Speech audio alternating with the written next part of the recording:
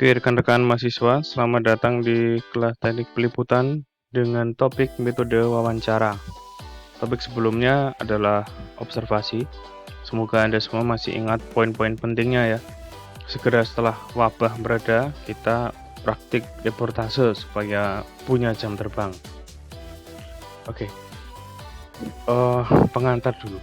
Wawancara itu jelas bukan eksklusif punyanya jurnalistik ya. Yang melakukan wawancara itu juga bukan hanya wartawan saja. Anda yang gabung organisasi atau kepanitiaan lalu bikin oprek, itu biasanya juga ada sesi wawancara dulu. Kalau melamar pekerjaan juga biasanya juga ada sesi wawancara.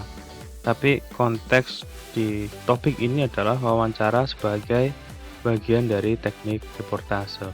Nah, prinsipnya wawancara itu adalah proses tanya jawab.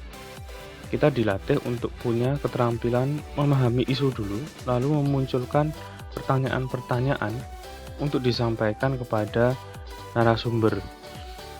Kemudian modelnya itu juga bisa model yang langsung dan tidak langsung. Kalau langsung itu ya berarti ketemu langsung dengan narasumber lalu melakukan tanya jawab.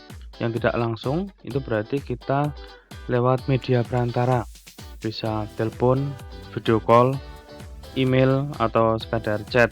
Dulu sering tuh saya lihat wartawan itu BBM-an sama narasumbernya.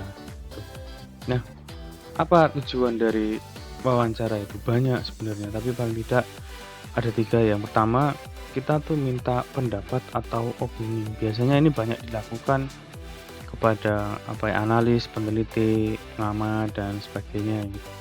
Yang kedua, kita minta data.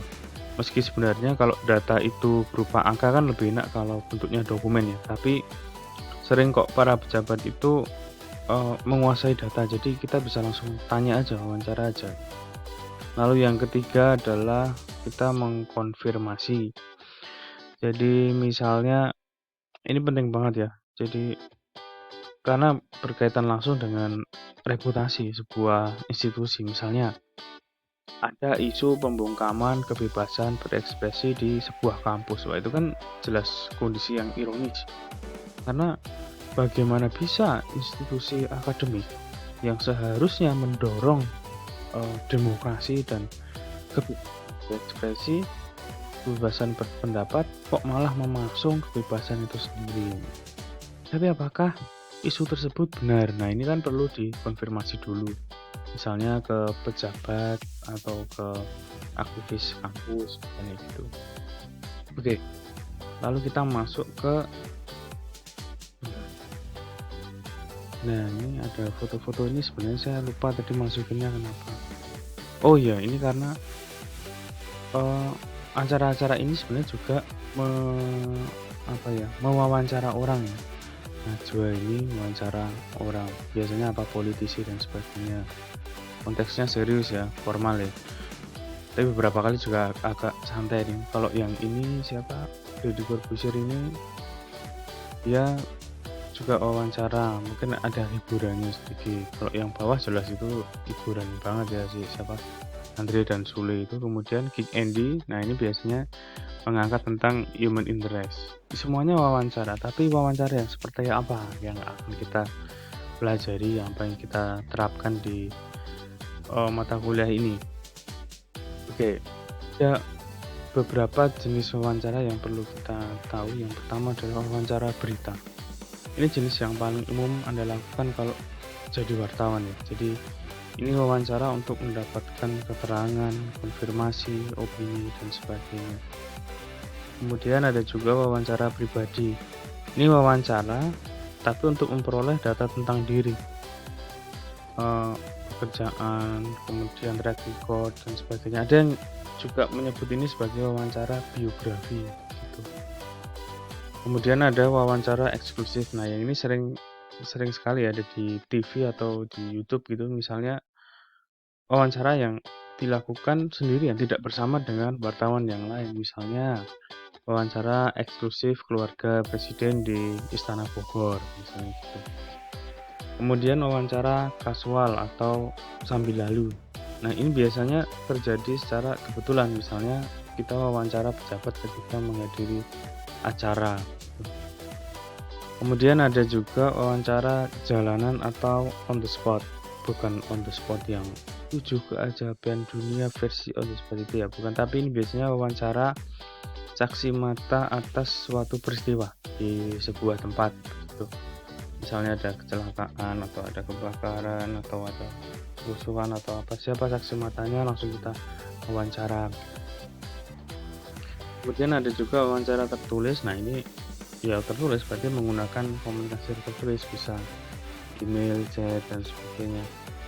Kemudian yang terakhir yang menurut saya paling menarik itu adalah wawancara doorstop atau mencegat narasumber di depan pintu ya. Sebenarnya nggak depan pintu banget sih, tapi seingat saya dulu waktu jadi wartawan ini bentuk wawancara yang paling seru. Mengapa? Karena sebelumnya tuh kita bisa nunggu beberapa jam ketika pejabat itu rapat atau menghadiri acara. Udah habis rapat atau acara selesai, lalu langsung bareng-bareng dengan wartawan lain mendekatkan recorder atau handphone gitu ya. Ini jadi kegiatan yang sangat baik untuk belajar dari wartawan lain yang lebih senior tentang gimana caranya nanya, apa aja yang ditanya begitu. Nah, lalu apa tahapannya? Sama seperti yang lain-lain, ada tahap pra, pelaksanaan, dan tahap pasca atau post ya. Nah, pada tahap pra ini kita lebih baik pahami isu terlebih dahulu. Dulu sebelum pertama masuk itu setiap calon reporter diminta untuk baca koran edisi 6 bulan supaya tahu isu-isu apa saja yang dimuat. Jangan sampai kita merasa itu isu baru padahal ternyata sudah lama, atau jangan sampai kita nggak tahu kalau itu isu lama itu sekarang relevan lagi misalnya. Jadi pelajari sebanyak mungkin yang bisa dibaca, bisa dilakukan. Kemudian di tahap pra ini pastikan urusan teknis itu beres. Kelihatannya ini sepele ya, tapi coba ketika wawancara tiba-tiba perutnya mules karena kemarin kebanyakan makan sambal misalnya. Wah, atau ketika lagi merekam ternyata baterai drop, atau pas mau mencatat ternyata bukan macet. Sepele tapi bakal mempengaruhi kualitas dan mood kita ketika wawancara ya. Kemudian mencari dan menentukan narasumber untuk diwawancara. Ini gampang-gampang susah, tapi paling tidak ada 2 pertimbangan yang perlu kita pikirkan ya. Pertama, pastikan narasumber itu punya kepentingan dengan isu. Misalnya, kita butuh pendapat tentang bisnis perhotelan yang anjlok selama masa physical distancing ini. Siapa yang mau diwawancara? Ya, bisa pemilik usaha hotelnya, bisa pejabatnya, direktur, manajer dan sebagainya. Bisa ke ketua asosiasi pengusaha hotel misalnya. Nah, itu bisa kita wawancara. Jadi orang yang punya kepentingan dengan isu itu. Kemudian yang kedua tentang kredibilitas dan otoritas narasumber dalam menyampaikan informasi. Misalnya dalam sebuah institusi itu ada orang yang ditunjuk punya otoritas untuk memberikan informasi kepada wartawan. Tidak setiap orang diperkenankan memberi informasi ya, seperti COVID-19 inilah. Karena pertimbangan satu dan lain hal, informasi yang awalnya itu disampaikan oleh Menkes lalu diberikan kepada juru bicaranya gitu. Oke, kemudian kita masuk ke tahapan pelaksanaan wawancara. Nah, apa yang perlu kita lakukan? Pertama, tentu saja kita memperkenalkan diri. Tapi kalau ramai-ramai kayak doorstop tadi ya nggak usah, malah aneh. Oke, prinsipnya kita terbuka, bilang kita dari media X, kita akan wawancara tentang isu Y misalnya. Bolehkah kita tidak mengaku kalau kita wartawan atau kita menyamar? Nah, dalam liputan investigasi mungkin semester depan ya, dengan pertimbangan tertentu tentang keamanan diri misalnya, menyamar itu diperbolehkan. Jadi kita boleh untuk tidak ngomong saya wartawan, saya mau wawancara gitu. Tapi kalau itu investigasi dan ada pertimbangan-pertimbangan tertentu. Kemudian ingat ketika kita mewawancara itu kita bertanya. Kita tidak sedang menginterogasi ya, kayak polisi sama apa penjahatnya itu. Kita nggak bisa mencecar dengan pertanyaan-pertanyaan yang menyudutkan. Tapi memang sering ada wartawan yang gitu sih, terutama kalau, wartawan itu sudah ada keberpihakan tertentu begitu ya. Kemudian juga, nah ini penting, seorang yang sangat senior di media massa radio ya, itu bilang kita tidak boleh mengajukan kalimat tanya yang terdiri dari lebih dari 16 kata. Kalimat tanya lebih dari 16 kata itu terlalu panjang dan pasti tidak efektif. Kemungkinan inti pertanyaan itu malah tidak tersampaikan. Kemudian ingat sekali lagi bahwa ketika kita wawancara ini kita bertanya. Kita tuh tidak sedang mengajak berdebat sebentar apapun kita. Kalaupun sikap narasumber ini berbeda dengan keyakinan kita ya diikuti aja gitu. Kita juga tidak sedang menggurui. Meski kadang kita punya pengetahuan yang mungkin ya lebih baik daripada narasumber, tapi kita tidak sedang menggurui. Kita juga tidak untuk menghakimi narasumber, misalnya ketika mewawancara koruptor. Kemudian di tahap push atau pasca wawancara, nah apa yang harus segera dilakukan? Tentu saja bikin serang skrip. Kalau direkam ya segera diserangkep, kalau hanya diingat-ingat ya segera dituliskan supaya tidak hilang gitu. Kemudian kalau wawancara kepada narasumber tadi menyangkut soal angka, kita jangan langsung percaya. Kita harus segera verifikasi. Kita periksa lagi angka-angka yang disebutkan tadi, mungkin lewat dokumen atau apa. Dan juga jangan ragu-ragu, langsung saja hubungi lagi kalau misalnya ada data yang jadi apa ya gitu-gitu, langsung dihubungi lagi untuk konfirmasi. Kemudian ini sederhana tapi penting ya, perhatikan cara penulisan nama seseorang, jangan salah tuliskan gelar, jabatan dan sebagainya. Nah itu tadi tahap yang biasanya kita lalui dalam wawancara ya, tapi seringkali tidak semulus itu, ada aja hal-hal yang tidak terduga. Nah hal yang tidak terduga itu bisa muncul dari diri sendiri maupun dari narasumbernya. Nah, kalau dari diri sendiri kita bisa saja tiba-tiba ngeblank. Ini sangat mungkin dan mungkin sangat sering. Apa yang kita pikirkan tiba-tiba hilang dan kita nggak tahu lagi tuh harus bertanya atau mencatat apa ini. Ini bisa terjadi kalau kita grogi atau sedang pikirannya kemana-mana ya. Bayangkan kalian yang suka artis Korea, mereka datang ke Indonesia, lalu kita diminta untuk wawancara.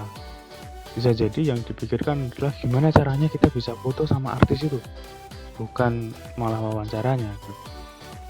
Kalau yang kendala teknis ya tadi sudah saya sebutkan ya, yaitu tadi pulpen, baterai drop, root mulus dan sebagainya. Nah kalau dari narasumber bisa jadi narasumbernya nggak mau jawab pertanyaan yang sensitif. Misal mereka bisa jadi takut, khawatir, takut kalau pertanyaan itu jadi bumerang atau mereka dipecat dan sebagainya. Atau bisa jadi mereka merasa tersudutkan karena diminta untuk berpendapat tentang hal yang sensitif gitu. Jadi bisa bermacam-macam hal yang tidak terduga, tapi ada prinsip yang kita pegang. Yang pertama ya, kita harus melindungi identitas narasumber kita. Yang misalnya apa yang harus dilindungi adalah saksi kunci yang rentan diserang, kemudian korban atau anak di bawah umur begitu. Kemudian patuhi permintaan off the record oleh narasumber. Biasanya ada 3 sifat informasi ya. On the record ini boleh direkam, kemudian kalau off the record ini ya nggak boleh dikutip sama sekali. Yang on the record tadi boleh dikutip ya, kemudian yang off the record tidak boleh dikutip sama sekali. Tapi ada juga yang background, jadi ini agak tengah-tengah begitu. Informasi itu tidak dikutip tapi dijadikan background persoalan, jadi narasumbernya tidak akan ketahuan begitu.